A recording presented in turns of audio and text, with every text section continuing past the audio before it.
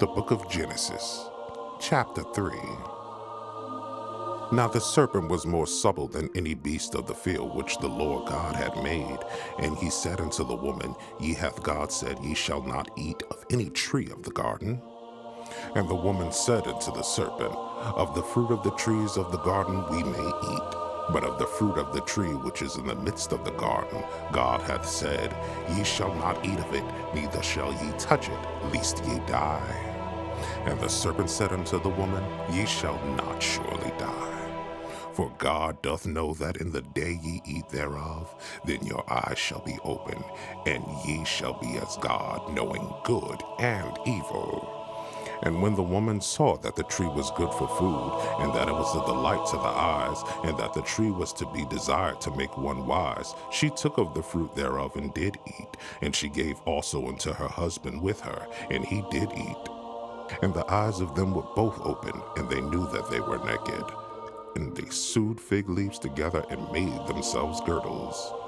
And they heard the voice of the Lord God walking in the garden toward the cool of the day. And the man and his wives hid themselves from the presence of the Lord God amongst the trees of the garden. And the Lord God called unto the man, and he said unto him, Where art thou?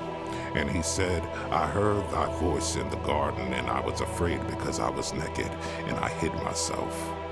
And he said, Who told thee that thou wast naked? Hast thou eaten of the tree whereof I commanded thee that thou shouldest not eat? And the man said, The woman whom thou gavest to be with me, she gave me of the tree, and I did eat. And the Lord God said unto the woman, What is this thou hast done? And the woman said, The serpent beguiled me, and I did eat. And the Lord God said unto the serpent, Because thou hast done this, cursed art thou among all cattle, and from among all beasts of the field. Upon thy belly shalt thou go, and dust shalt thou eat all the days of thy life. And I will put enmity between thee and the woman, and between thy seed and her seed, and they shall bruise thy head, and thou shalt bruise their heel. Unto the woman he said, I will greatly multiply thy pain and thy travail. In pain thou shalt bring forth children, and thy desire shall be to thy husband, and he shall rule over thee.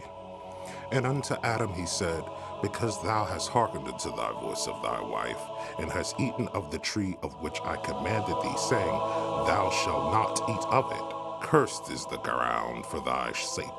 In toil shalt thou eat of it all the days of thy life. Thorns also and thistles shall it bring forth to thee, and thou shalt eat the herb of the field. In the sweat of thy face shalt thou eat bread till thou return into the ground, for out of it wast thou taken. For dust thou art, and until dust shalt thou return. And the man called his wife's name Eve, because she was the mother of all living. And the Lord God made for Adam and for his wife garments of skins, and clothed them. And the Lord God said, Behold, the man is become as one of us, to know good and evil. And now, lest he put forth his hand, and take also of the tree of life, and eat, and live forever. Therefore the Lord God sent him forth from the Garden of Eden, to till the ground from whence he was taken. So he drove out the man, and he placed at the east of the Garden of Eden the cherubim, and the flaming sword which turned every way, to keep the way to the tree of life.